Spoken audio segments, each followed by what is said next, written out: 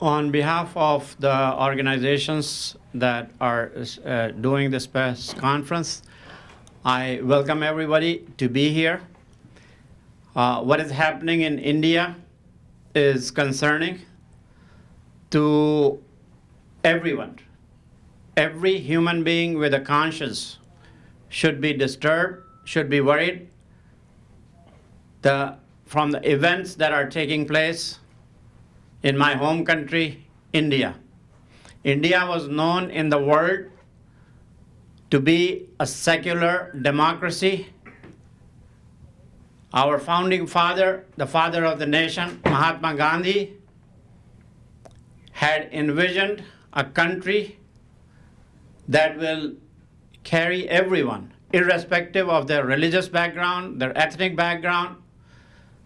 And India is a multi-ethnic secular nation. Most recently, the actions of the Bharatiya Janata Party, the BJP, the ruling government in India, is doing things that violate basic human rights. They violate the rights of minorities. More recently, of so many other things, but more recently they have presented a law in the parliament, Citizenship Amendment Act. Majority of the Indians, and I repeat, majority of the Indians, not only Muslims, Hindus, Sikh, Christians, they all oppose this law. There have been demonstrations. Millions and millions of people have come to the streets asking the government to repeal this law. And they fail to understand, they fail to register. The other day, the Home Minister was saying that if people don't like, those 11 people need to listen. So after these millions and millions of people demonstrating on the street, he's counting only 11 people. I don't know which planet he's living on. Yesterday, one of the ministers said that the states who oppose Citizenship Amendment Act will lose their government, and they will have the governor rule in those states. This is the height of hypocrisy. This is the height. We are not living in a state run by a dictator. We are living in a state that is democratic, and everyone has the right, and everyone has the right to oppose. So many of the people, just for opposing, are in the jail. They're being arrested. Aligarh Muslim University, the police entered into the hostels, mistreated the students, males and females. This has never happened in Aligarh University's history. Jamia Millia Islamia University, they entered without the permission of the university vice chancellor. They beat a student up, they beat female students, they went into the hostels where the students live. And this is what we oppose. As recently as last night, they entered into Jawaharlal Nehru University, JNU, and brutalized men and women. And the people who entered belong to the youth group of Bharatiya Janata Party. And the irony is that the Delhi police was there. According to the students of JNU, they allowed those people. And they were asking for ID for the JNU student. She showed the ID, then she was allowed to enter. And these people went there with masks, and these people belonged to RSS. They were saying slogans to praise RSS. And ABVP, that's Akhil Bharatiya Vidyarthi Parishad, that is the youth wing of BJP. So because of these things, because Delhi police comes under the central government, under direct control of Amit Shah, we're demanding the resignation of the Home Minister of India. United States Council on International Religious Freedom has issued a statement already that if this law passes through, they're going to recommend sanctions against Amit Shah and other leadership. So we're going to demand that US government should follow through on the recommendations of USCIRF. The state that is worst affected is under Adityanath, that is Yogi Adityanath, and that is where most of the reports of most of the atrocities are coming in. Some of the opposition leaders are calling it undeclared emergency. Indira Gandhi had declared emergency, and she was criticized for that. This is not declared, but they are doing everything that you will be doing in an emergency. No one is allowed to speak. Anyone who opposes CAA is thrown into jail. Retired IAS officer was thrown into jail. What's her name? Priyanka Gandhi wanted to go and visit the family. She was not allowed to visit the family. So these kind of atrocities are happening in India. And I'm very sad that this is the condition. So we demand that action should be taken, and also international community cannot sit quiet. We had that person from the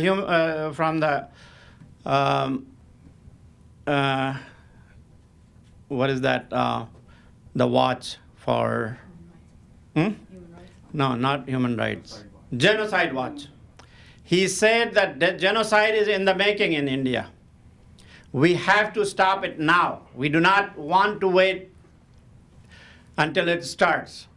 And all the conditions that are done before a genocide happens are happening today in India.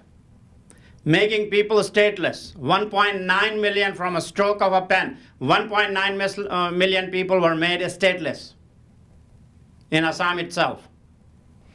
Now the BJP government wants to implement that NRC in the entire country, which is not acceptable. So we have a group of speakers. We are happy to have Nihad Awad of CARE, and I'm going to request him to come and say a few words. Thank you.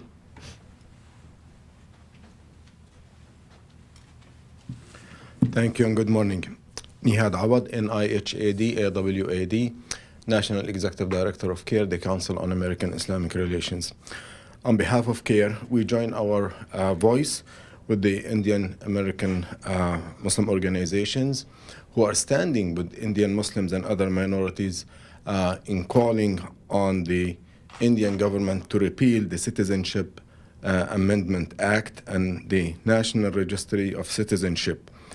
No group of people should feel targeted or unsafe in any country because of their faith or because of their belief. We call on the U.S. government to follow the recommendation of the U.S. Commission on International Religious Freedom and sanction the top leadership within the Indian government that is responsible for enacting this legislation to target a minority like the Muslim community in India.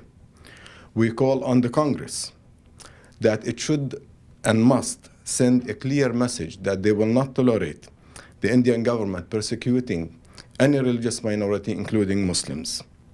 We call on the American people to call on members of Congress to adopt the resolution, House Resolution 745, which is urging the Indian government to lift the restrictions on communications and mass detention. India has degrading itself from being the largest democracy in the world by targeting one of its components, the Muslim community and other religious communities. We stand in support of the Indian Muslims and other minorities who feel targeted and discriminated by this extremist government of Modi because of their faith. Thank you.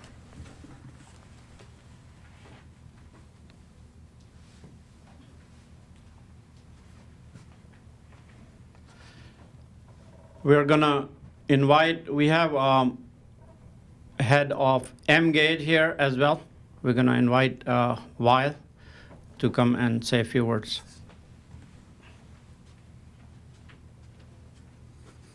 Good morning. My name is YELZ. I am the CEO of Engage and Engage Action, a national civic and political organization for Muslim Americans.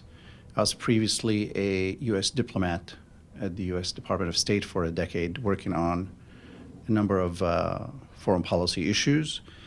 We are here to join Indian American organizations in expressing our shock and concern regarding the deteriorating conditions in India, a long and important ally and friend of the United States, and specifically regarding the decision by the Prime Minister Modi government to disenfranchise effectively 200 million of its citizens. We believe that India cannot continue to claim to be the world's largest democracy while undertaking severe and pernicious undermining of its own fundamental democratic values. And it goes against everything that the Indian state claims to have stood for since its independence from Britain. We must also put what is happening in India against the backdrop of growing international attack against pluralistic societies, where multi-ethnic and multi-religious communities can coexist under the rule of law. From Burma to China, now we have a situation where millions, and perhaps hundreds of millions now, of people are being stripped of their rights, are being targeted simply because of the faith that they adhere to, or their ethnicity, or the color of their skin. There are over 2 million Muslims today in concentration camps in China. Now there are 200 million Muslims, and also millions of non-Hindus in India who are being relegated to second-class citizens. There are over 600,000 Rohingya Muslims in Burma who have been ethnically cleansed in a campaign of genocide, and the list goes on. The United States and the free world has an obligation to help these people, to engage those governments, to pressure those governments if need be in meaningful ways, including by sanctions and diplomatic isolation, to stem the tide of this hate. If we don't move now, I worry about what the world will look like in 10 or 20 years, at a time where we have seen before us the evidence of what unchecked hate does. We're seeing it in Europe. We're seeing it in our own societies here in the United States. If we think it would not get worse, we are fooling ourselves. Engage is committed to working with any organization and any group, irrespective of their religion or ethnic identity, to fight hate together, whether in the United States or abroad. But specifically right now, we're extremely worried and focused on reversing what has happened in India, given the strategic importance of the U.S.-Indian relationships. And we call on the White House and Congress and all lawmakers in any democratic society to work together to engage the Indian government seriously and drive home the message that this cannot continue as it has been for the last few months. Thank you very much.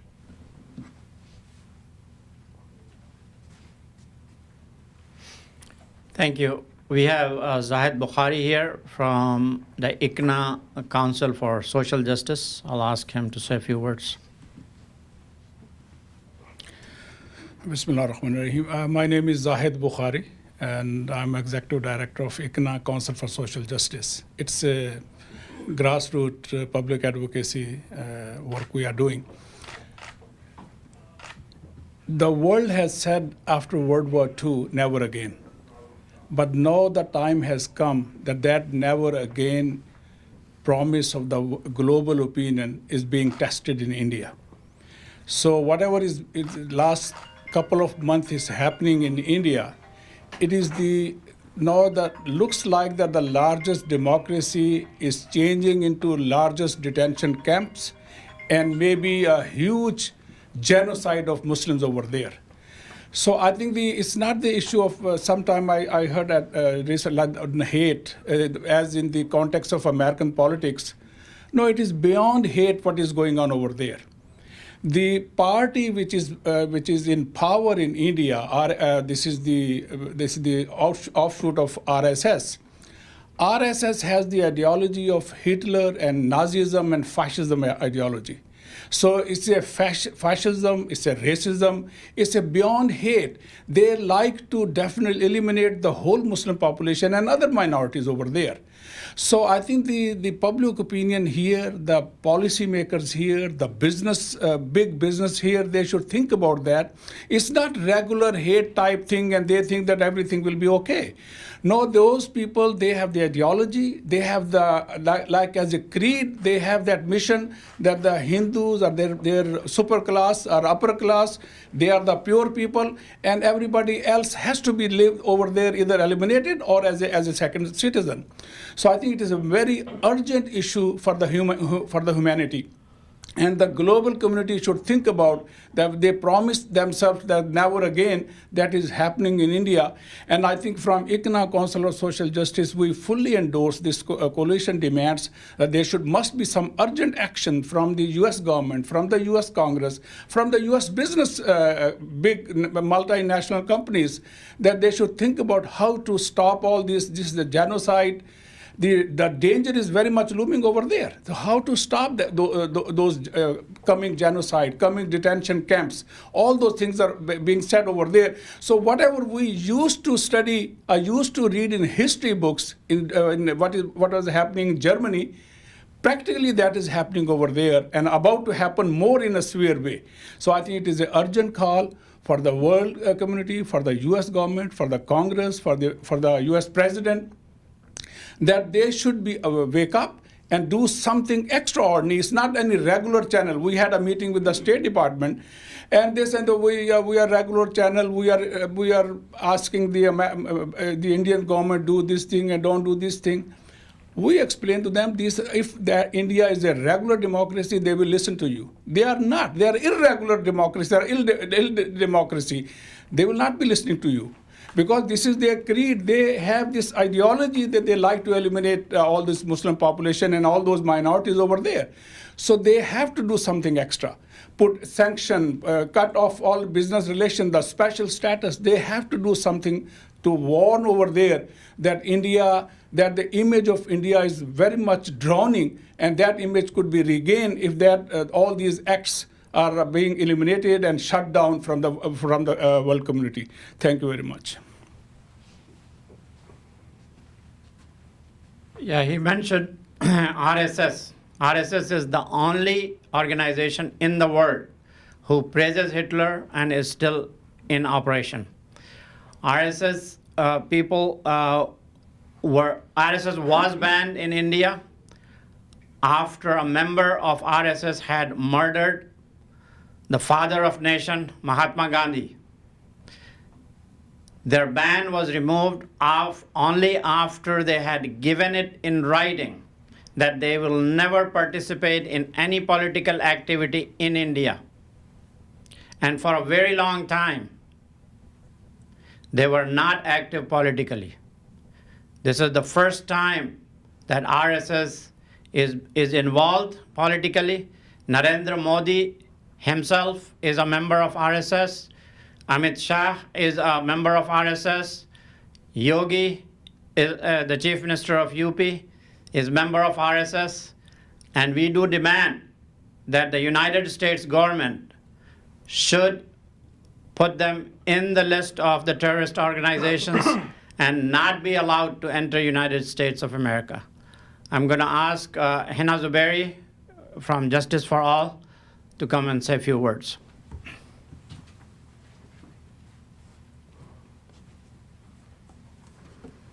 Assalamu alaikum, bismillah.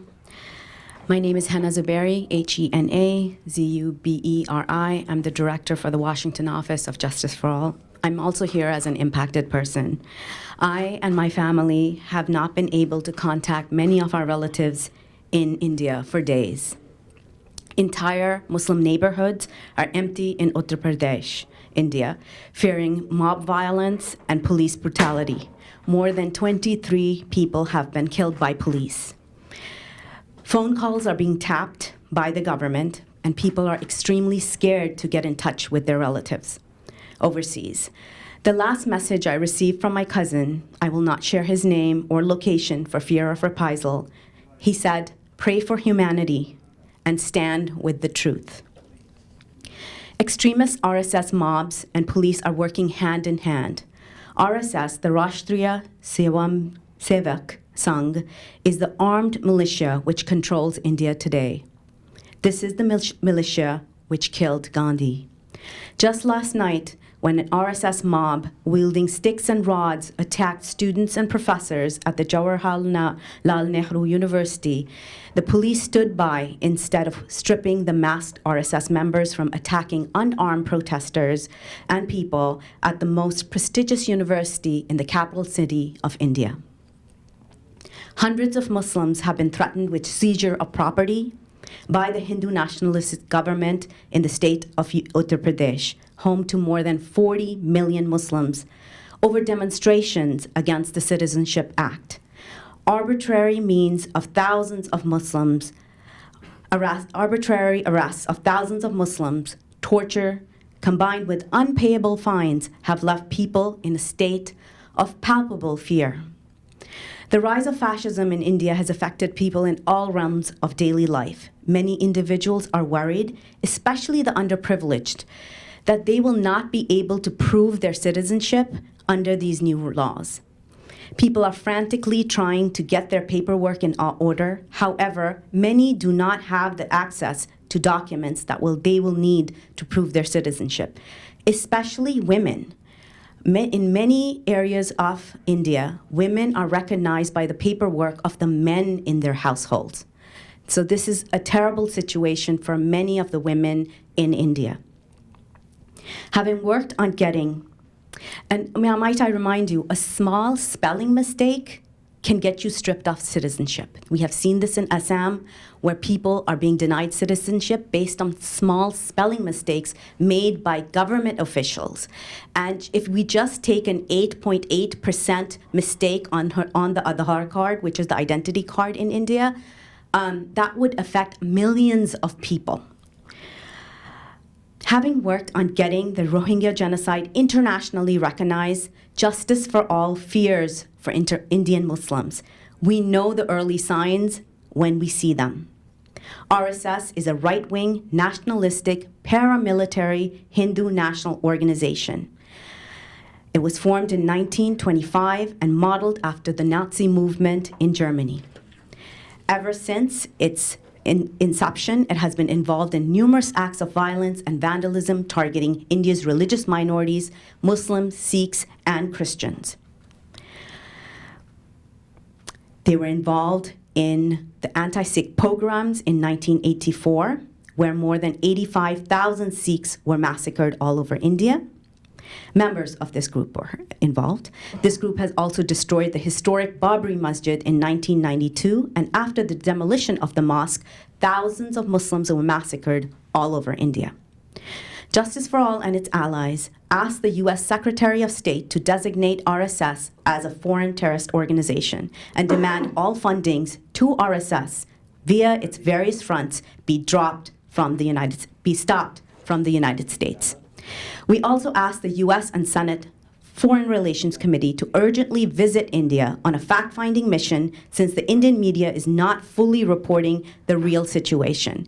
Until India allows such a fact-finding mission to visit, until India allows the US fact-finding mission to visit India, the United States should withhold any further trade negotiations with India. Thank you.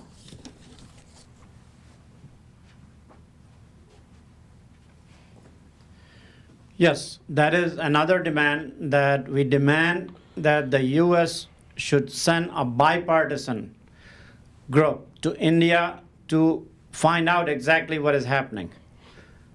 The US senator was not allowed into Kashmir. The media should be allowed. The international human rights organizations should be allowed. The International Human Rights Watch is saying that the situation in India is grave. Amnesty International is saying the situation is grave. We ask our government, as American citizens, we ask our representatives to go to India and find out and publish what they find out in India, what is happening.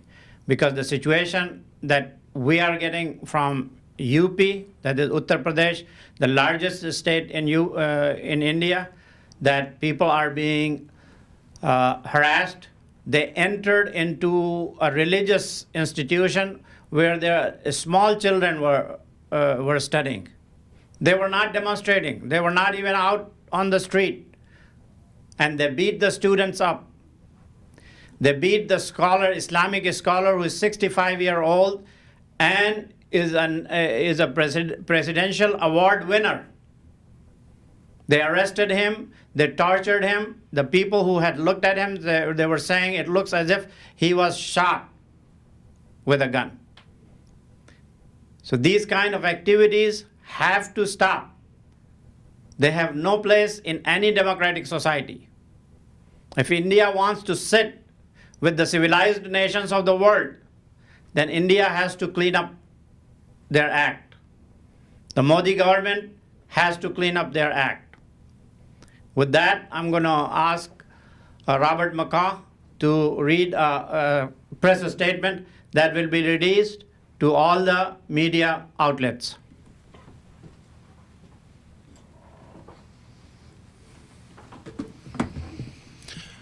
Greetings and thank you. My name is Robert McCaw. I'm the National Government Affairs Director with the Council on American Islamic Relations, and I'm about to read the press statement that we'll be formally issuing after this press conference, which calls on the United States President, Congress, and State Department to take certain formal actions against India. We are formally requesting that the Indian government revoke the CCA as it does violate India's international CAA as it violates India's international obligations to prevent deprivation of citizenship based on race, religion, color, descent, national or ethnic origin as found in the International Convention for Civil and Political Rights and other human rights treaties. We're also asking the United States to sanction India's Home Minister Amit Shah and Chief Minister of Uttar Pradesh Yogi Adityanath in light of their blatant violations of human rights as per the recommendations of the U.S. Commission on International Religious Freedom. The Commission previously has stated that should the CAA pass, which it has, the U.S. government should consider sanctions against the Home Minister and other principal leadership. We are also calling on the President to summon the Indian Ambassador and Foreign Minister of India to the U.S. to address these human rights violations taking place in India and remind them of their international obligations. Finally, we are asking the U.S. State Department to carry out an inquiry and issue a report into accounts of law enforcement-led violence against anti-CAA protesters and the more than 20 confirmed deaths of protesters. The U.S. should also be demanding that India comply with the United Nations basic principles of the use of force and firearms by law enforcement officials. And then finally, we are calling on the nation of India to release all student protesters who've been arrested opposing the CAA in Uttar Pradesh, Delhi, and other states, to release protesters who were not involved in any unlawful activities, to arrest and remove from duty and prosecute any police officers guilty of human rights violations against protesters, and again, remove Uttar Pradesh Chief Minister from office for his direct involvement in these police brutalities directed against anti-CAA protesters. So with that, I will hand it back to Dr. Khan. Thank you. Yes, there will be a national protest. Thousands of people are coming to Washington, D.C., and this protest will be on 26th of January, the day of Constitution. This is our Republic Day, and that is the day people have chosen because they want to protect the Constitution of India. They want to protect the democracy of India. And with that, I will conclude, and thank you very much for coming and attending. And this will be going out to all the media outlets. Thank you very much.